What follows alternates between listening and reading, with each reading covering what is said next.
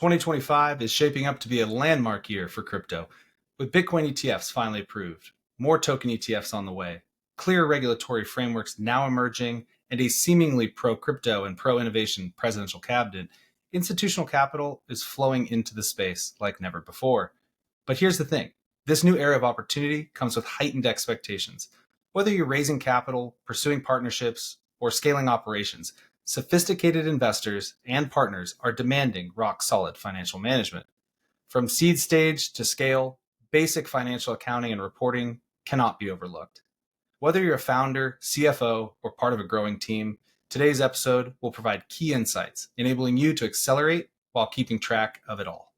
Be sure to check the link in the description below to get access to our latest audit season guide, a deep dive guide that will really help you and your team prepare for your upcoming financial statement audit.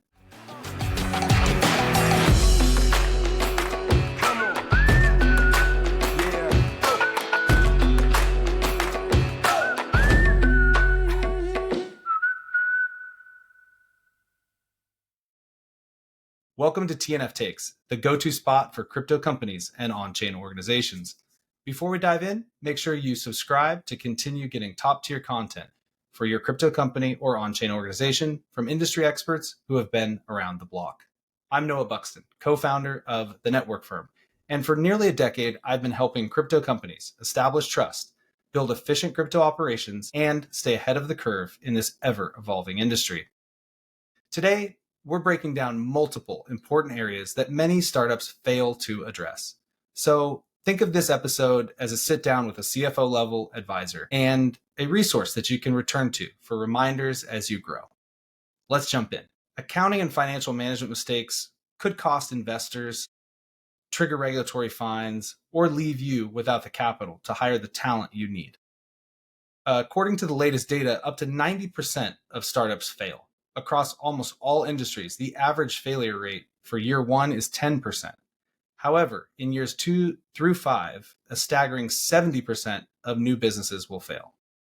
The relatively high startup failure rates are due to various reasons, but with the most significant being absence of a product market fit, poor marketing strategy formulation and the implementation, and cash flow management problems. So, it's not all doom and gloom. There is hope. There's good news. You don't have to navigate this alone. By the end of this episode, you'll have a clearer view of how to scale your crypto business with strong financial foundations. So, from misclassifying assets to failing investor audits, we've seen it all. If you're a crypto founder, you must get this financial accounting and reporting right. At TNF, we've helped hundreds of crypto startups structure their finances properly, so they can focus on the business at hand. In this video, again, we'll share expert insights, some real world examples, and common pitfalls to avoid, so you can build a financially sound crypto company. First, let's start off with understanding basic crypto asset classification. Not all crypto assets are treated the same for an accounting purpose, and misclassifying them can skew your financial statements and leave you with devastating tax surprises. Regulators and investors scrutinize how you classify these assets, so getting it right is critical.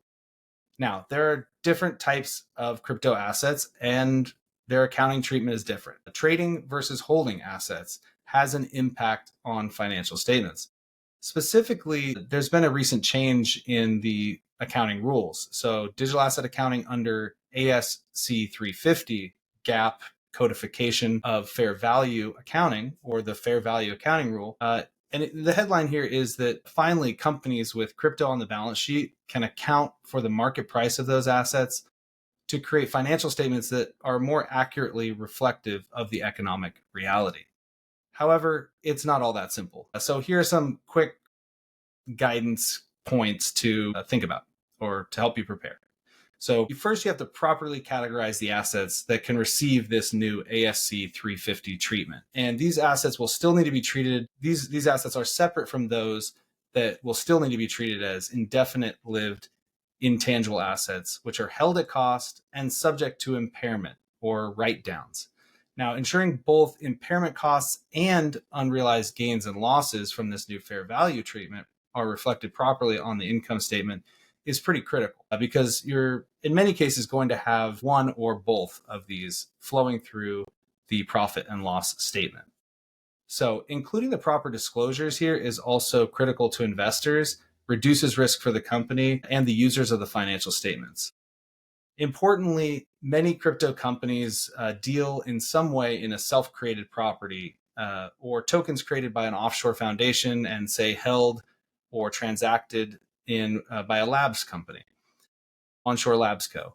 And so ensuring proper accounting here is an absolute must to avoid IRS penalties, additional scrutiny, and also from not only IRS, but additional outside tax authorities, offshore tax authorities. So just to put a point on this, the final balance sheet presentation practices, the best practices really need to be followed here, as well as the accounting standards at play. So here's a couple common mistakes that I see all the time. Organizing by wallet on the balance sheet as opposed to by asset type. And this is common because organizing by wallet makes a crypto reconciliation or reconciling the transactions that have happened in a recent period in a wallet or multiple wallets. It makes the crypto reconciliation easier in some regards to organize them by wallet on the balance sheet.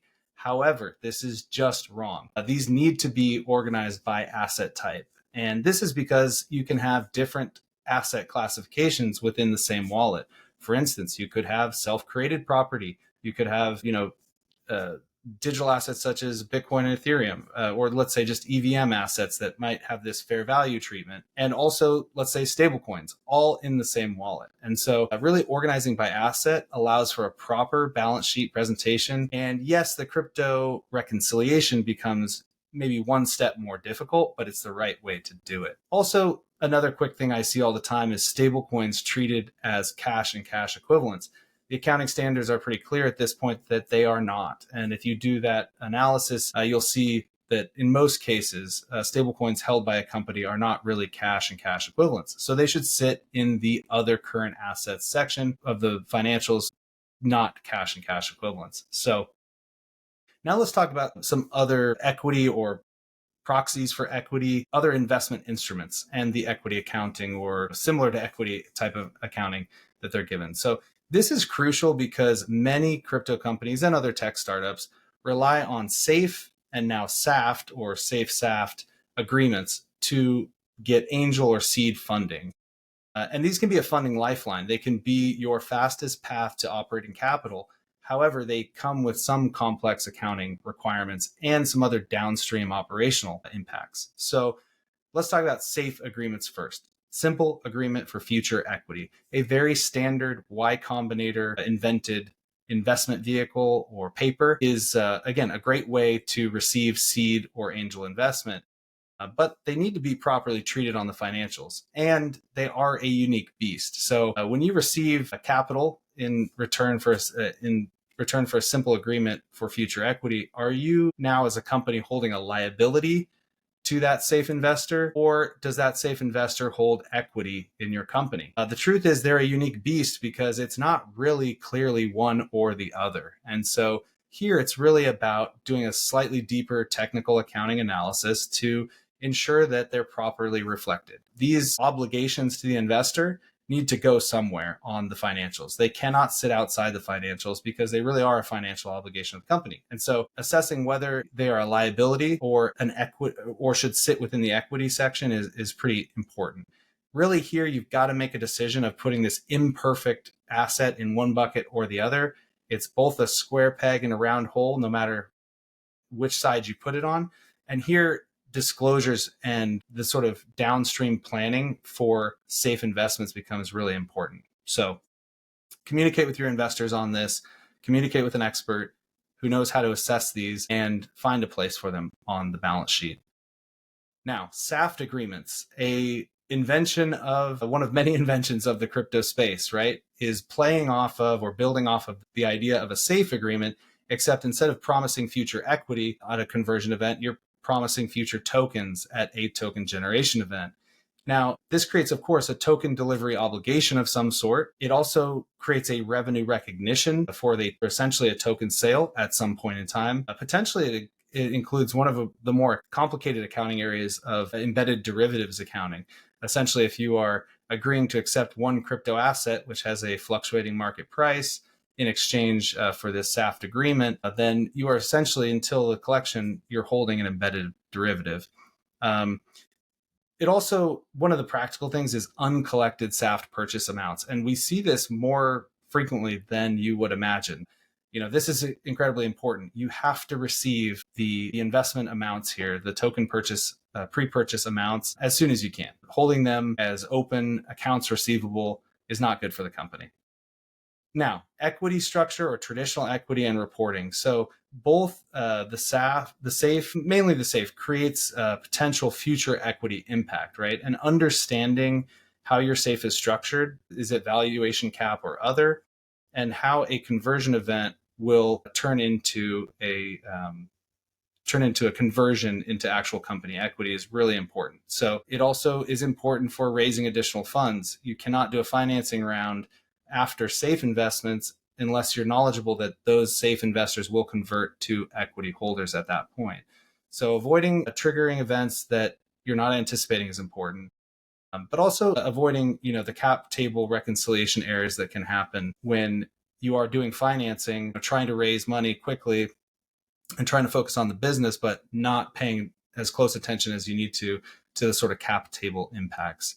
So simple reconciliation errors here definitely persist. We see this all the time. Option pool accounting and also sort of maintaining accurate records for all of it together is often overlooked, but really important. So many founders don't actually understand how much of their company they've really given away in exchange for funding. And this is especially true in a SAFE environment. So SAFEs were originally used for accelerator startup angel investors to easily place money in deals and get these, very small teams, single, multiple co-founder teams off the ground and running. And they've more commonly now been used for long tail seed stage type investing, where the company will continue to raise on a SAFE long after, not necessarily long after, but, sort of a long seed stage, let's call it. And what can happen here is that, yes, it's an easy way to raise money. It's also an easy way to give away future equity if you're not, properly tracking what the downstream equity impact will be of all of those SAFEs. So there's a lot there. There's sort of these three main vehicles, right? To recap, you've got your SAFE agreements, you've got your SAFT agreements or SAFEs that have a convertible to a SAFT, and you've got sort of straight up equity financing, doing an A round or an actual stock purchase agreement on a seed stage. Each of these have big impacts to the balance sheet and, again, the future ownership positions in the company. And so just doing this right, understanding this right from the outset is core stuff. It's a big deal. So now let's jump into structure. Let's talk about this thing called a chart of accounts. The chart of accounts is your backbone. It's the backbone for your accounting and financial reporting process. And like most things, sort of a bad start can lead to, downstream consequences that are not so great. So the common mistakes here are relying on a standard QuickBooks template. Now, this is a good way to start, at least to get the basic accounts, right, that any business would have on sort of the expense side of the profit and loss statement, right? So not bad to start there, but you have to take the time to tailor your chart of accounts to match the actual business that you're running. So, many things that can happen here are on the sort of top line, the revenue side, and also misclassifying the cost of goods sold. So sort of, again, another top line impact. So again, tailoring this chart of accounts, spending a little bit of time to think, okay, how do I want this profit and loss statement and this balance sheet to present given the actual business that I'm running, given my revenue streams, given my types of expenses or my cost centers. Another big thing here is tracking labor and contractor costs with sufficient detail to support R&D, research and development reporting for tax purposes. And so with that, let's talk a little bit about regulation and tax. Many, if not most, co-founders or founders are not experts in tax and accounting matters. They happen to be very smart people, probably with a great idea, but if they choose to just dabble in an effort to save money on outside accounting and tax experts, they often get burned. they end up with costs down the road that are a significant multiple of what they would have had to pay for just getting good advice early on and sticking to it. So let's discuss some of those biggest tax pitfalls that founders unfortunately step right into. Now, there's, I think, about 4 or 5 things I want to go over here. And of course, it's tax, so we have to use some numbers. Section 4, very important to think about not only through the year, but at the year end. And so Section 174 R&D expensing or capitalization rules have pretty big implications. So not all of your labor and sort of software costs for developing a new product are tax deductible in the same year that they were incurred. This had been the case prior to the Tax Cuts and Jobs Act, and a new tax law, essentially, I think it was effective 2022, essentially said that a portion of research and development costs, as separate from maintenance costs, maintaining an ongoing product, need to be capitalized. They need to be capitalized either over 5 years or over 15. 5 years for spend that's within the US to do R&D, and 15 years for labor and other expenses outside of the US. So this is actually a really big impact, because you think about, sort of the $1 million of spend on labor. Let's just say it's in the US, it's, US based developers and software products that they're using to develop your product. Being able to expense that in year one for most startups is largely going to result in a net operating loss that can be carried forward for tax purposes. So it's a no tax year in that case, and you've got a carry forward probably that can offset income in the next year. Well, now you have to capitalize that over 5 years. So essentially divide that by 5, and you're getting a much smaller deduction from your bottom line income. And so this failure to properly classify R&D, to think about it within the ongoing budgeting and forecasting process of the business throughout the year, can easily lead to millions in underreported taxable net income. So either you're not properly planning for it and you don't have insight to it, or you just don't do it at all and you end up with probably a tax return that is incorrect and could result in significant penalties and back taxes for the company. So the next big area is stock option grants. And so it's not uncommon for a crypto company to have both a true equity component as well as a token component, or token sort of incentive component. And we see this all the time, right? A lot of focus is spent on token incentives and how to track those. Meanwhile, a sort of basic stock option compliance that's also being used as an incentive for employees to attract and retain talent is kind of overlooked. And so here again with tax, there's something called a 409A. This is a tax valuation, and it prices or values the common shares and the preferred shares of the company. And this is really used typically on an annual cycle. One of these valuations is performed, and it uses multiple valuation methodologies to reach a price for those stock options or those common shares. This allows you to price your common and preferred shares. It allows you to price the option grants that you make. And there is an expense or a cost to the business of issuing shares. And so properly pricing them is important. So working off old valuations, which is something we see pretty commonly, unfortunately, right, is either working off the original raise or safe valuation cap. Working off something that's a couple of years old is not uncommon, but it's not ideal, and it's not correct for taxes. So this really means that companies can be understating, in some cases overstating, their stock compensation expenses. Now, let's talk about another good IRS number, Section 1099, which deals with, you probably recognize that one as 1099 contractor expenses. And so 1099 compliance for contractors and third-party vendor payments is critical. This is a special area of IRS attention. It's sort of an easy gotcha, I guess I would say. It's a low effort, sort of high return compliance area for the IRS. And so they do place focus here. So companies must file 10s for all contractor expenses and those third-party vendor expenses to avoid significant fines for each of these. So I see all the time, that accounting teams, product and operations teams, they're not collecting the W-9 or from a foreign vendor, a W-8 or W-8 Benny.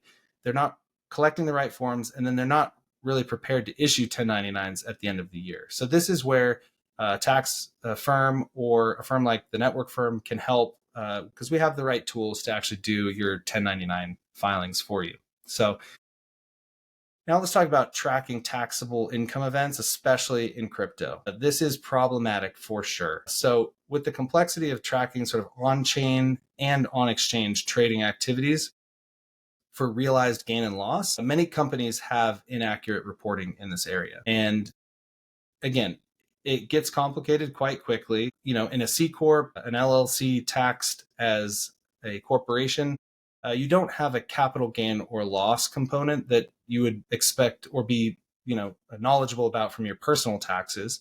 In a partnership entity, you would have that sort of capital gain or loss calculation. What you have is realized loss and realized gain. And this is other income that can create taxable income at the bottom line of the financials. So tracking this properly is incredibly important. It definitely requires a crypto subledger in most cases, and we'll talk a little bit about that with tools below.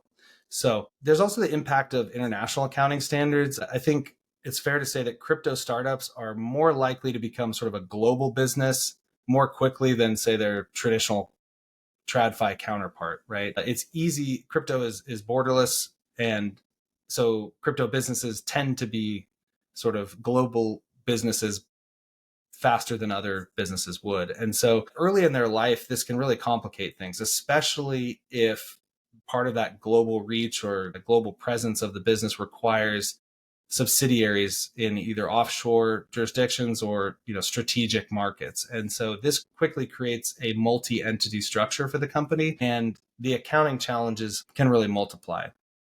So you've got not only tax pitfalls, you've got local jurisdictional or statutory audit or statutory filing requirements, and you've got these potential for intercompany payments and accounting that is pretty easy to mess up if you don't have a deliberate plan and structure to go about that. So now let's talk about one of the basics, budgeting and financial planning. This is really the core of everything when it comes to, finance and accounting, and it's so often overlooked.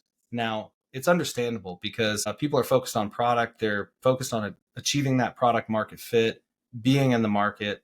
And budgeting isn't always easy, especially in a volatile market, in a quickly changing market. And if you're developing a product where, you've got optionality to change the product to go one direction or the other, budgeting for that can be difficult. So in a multivariate sort of scenario, I get it. It's hard, but you have to do it. Many crypto startups really fail because they don't budget effectively and they don't properly adapt to market conditions. Now, one of the reasons they don't adapt isn't, again, because these aren't smart co-founders. It's because they don't have the information in front of them to be able to adapt, right? They need the signal. And when they don't have a clear signal or clear insight into the actual financial performance of the business versus their anticipated financial performance, this means that product market fit problems are left unidentified essentially for too long.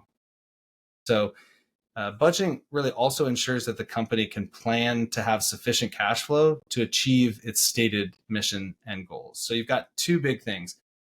Think of budgeting as a KPI. If you're a technical co-founder, you probably use that word KPI, right?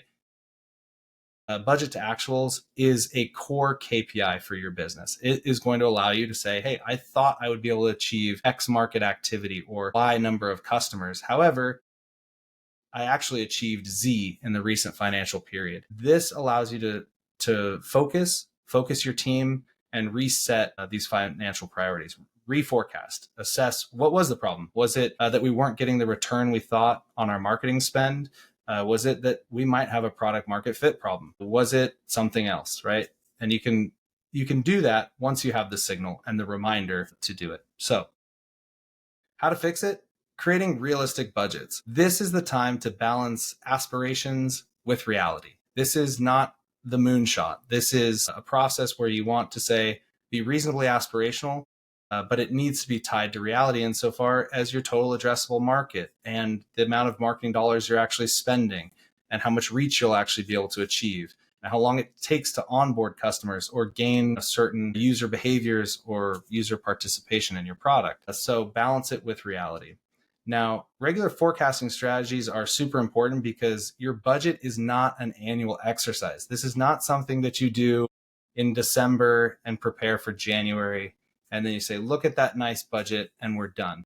Rather, this is an ongoing process throughout the year. And really, it should be a monthly process. So If your accounting team, your operations team right now isn't providing you budget to actuals with each monthly financial reporting period, this is your new number one priority. This is your number one task for them. Set down everything else and get me a budget to actual that actually feeds from the other accounting data that we're entering. So if they're preparing financial records and getting those into, again, the chart of accounts and doing journal entries, that same information should feed your budget to actuals process on a month-end basis. So the biggest thing I've also seen for crypto startups is that doing this properly allows you to drive accountability within the business. So this framework for budget to actuals or budgeting and reforecasting can really create incentives and good drivers, good behaviors in the business. So an experienced accounting team that can organize the records and process to create this accountability on managers and key team leaders is really important. And what it allows you to do is essentially delegate parts of this budget to actual reporting down to the main department or functional heads to create that accountability. And so to be clear, what I'm saying is the budget to actuals isn't just we thought we would achieve X revenue and we thought we would have Y expenses. It's to say we thought we would achieve X revenue or X market activity based on the efforts of product to push product timely and have it ready, based on the efforts of marketing to specifically put out certain campaigns that would drive revenue. And we thought we'd have Y expenses based on, again, product and engineering, operational costs, business and development costs of sales, these sorts of metrics, and then creating an accountable owner for those, right? So you're segmenting your budget, not only by key department, but by the person who owns those objectives. So I hope that's helpful. Now let's move on to investor relations and financial reporting. Just a couple quick things here. Without strong financial reporting, you're definitely going to struggle to raise capital and retain investor trust. Now, some of you might be thinking, really? Because the crypto world has changed a lot of this with token-based financing and sort of the FOMO that can be created around a good token launch, for instance. We've actually seen a lot of investors, I don't want to say throw away best practices, but traditional due diligence and investor due diligence is sometimes it feels like out the window. I don't think this is necessarily true, though. Projects that, I don't think this is true for projects that really want to be long established players and want to work with institutional partners and, the largest venture firms to gain funding. So I think that they still definitely need these financial best practices. They need to be able to go through due diligence. They need to be able to back up their pitch deck. And so, yes, we see a lot of just token-based investing and raising, especially now with the meme coin space, where projects can raise funds without any sort of deck or prospectus or financial projections. But I don't think most businesses are that. And so you still need this. Now, you got to have timely financial statement prep. So if you're behind on financials, definitely just reach out to an expert for help, talk to the network firm. Let's get you caught up and get you organized so that you can actually close financial months. You should not have, unclosed months. You need to have this information, 2 weeks after the month close, 3 weeks after the month close. Even if it's 4 or 5 weeks, it's still critically important to have. And so you got to avoid reporting mistakes here too. And so reach out for help.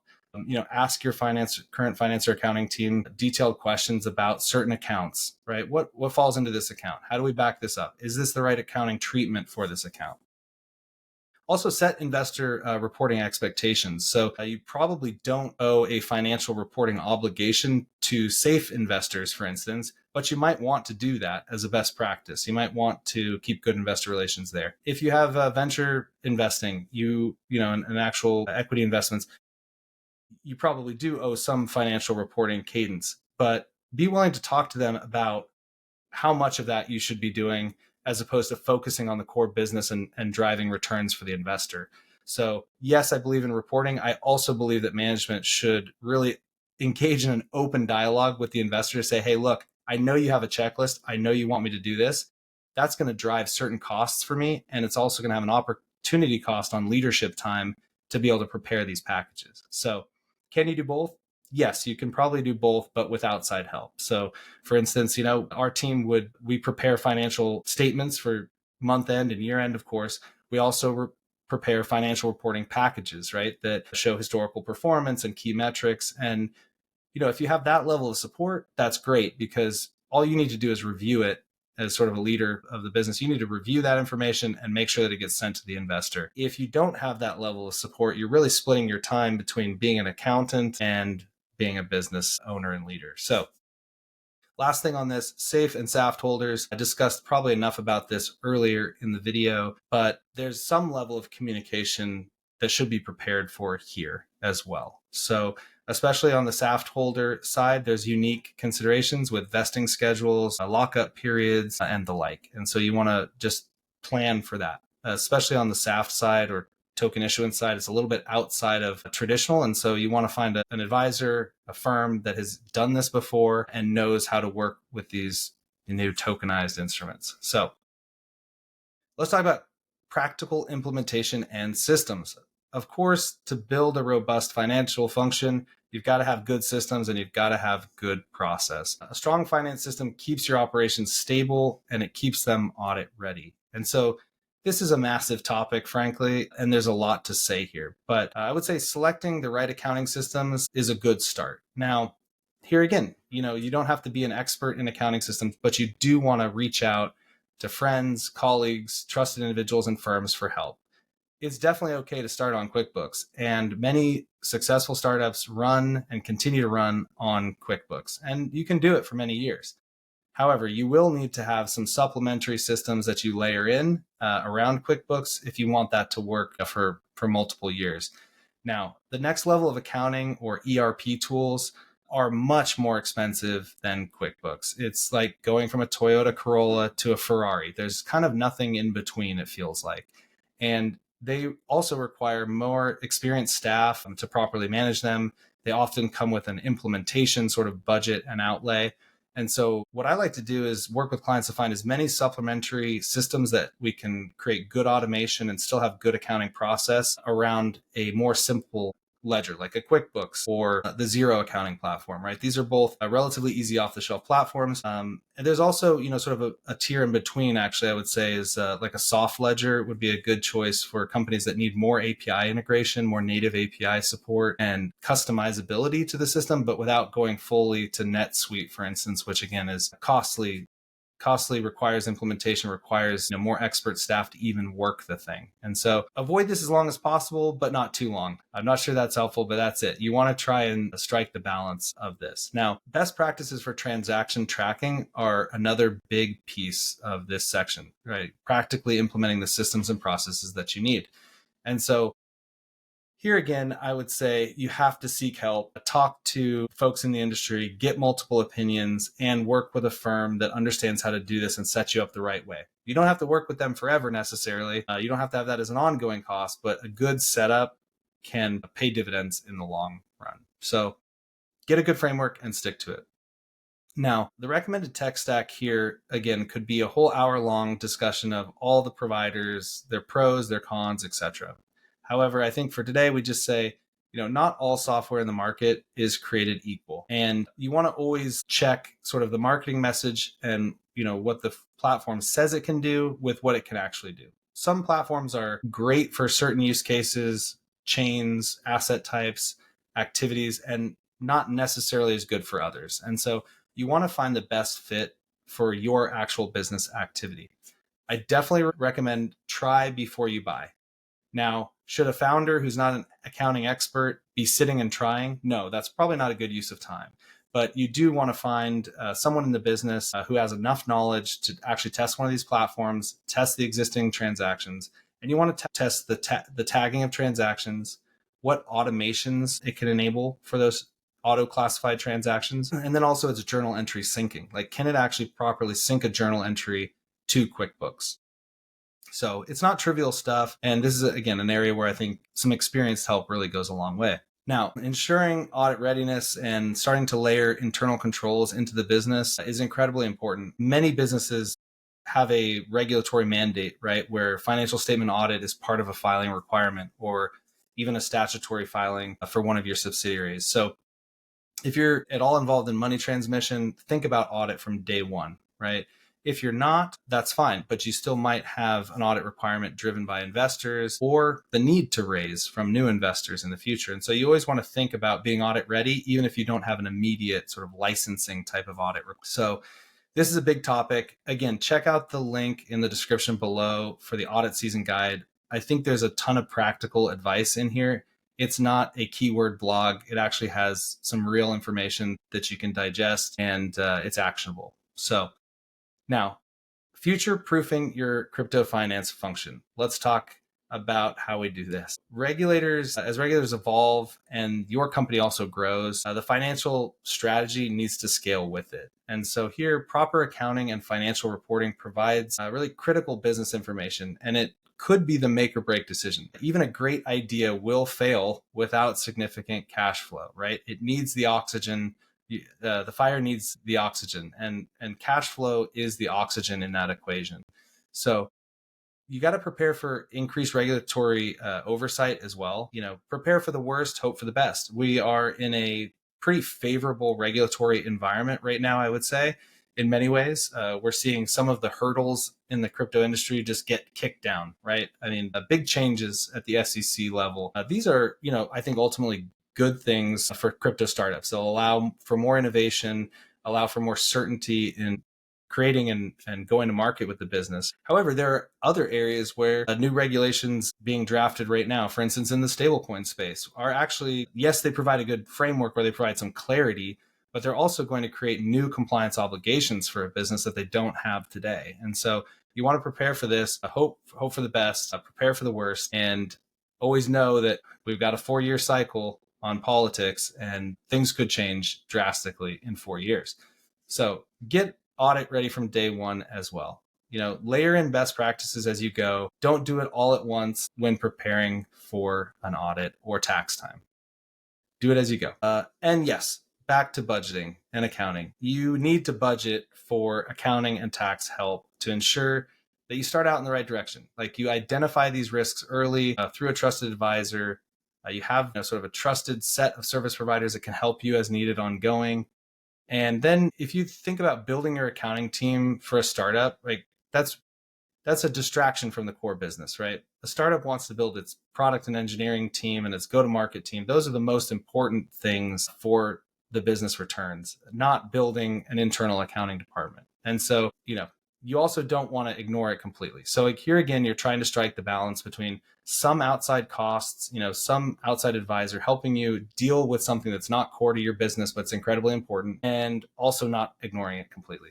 So with that, I hope you found this session helpful. Don't let financial mistakes that are pretty easy to avoid, frankly, destroy your dream of building a great crypto company. Check us out at thenetworkfirm.com, where you can learn more and schedule a call directly with me or my team. Thank you.